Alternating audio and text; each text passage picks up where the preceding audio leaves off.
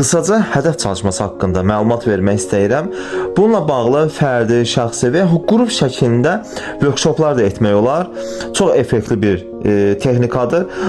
Bunun üçün kağız qələm götürürsən, bir neçə hədəflərini orada qeyd edirsən, duyğu və hiss edərək 0-dan 10-acan dərəcəni qiymətləndirə bilərsən. Onların içərisində ən güclü hiss elədiyini qeyd eləyə bilərsən, işarə eləyə bilərsən.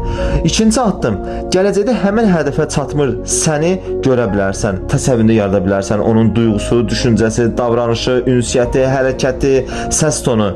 Üçüncü addım olaraq indiki sənlə o sən arasında olan fərqləri bir yerə qeyd edə bilərsən. Dördüncü addım isə qeyd etdiyin fərqləri aradan qaldırmaq üçün və yaxud onlara çatmaq üçün nə edə bilərsən, onları yaza bilərsən. Bunları elə ki elədin, eləyəndən sonra özündə müəyyən bir fərqindəliyi hiss edə bilərsən. Dostum, unutma ki, hədəfə tez çatmaq 10 haqqında sıx düşüncəyə bağlıdır. Uğur olsun.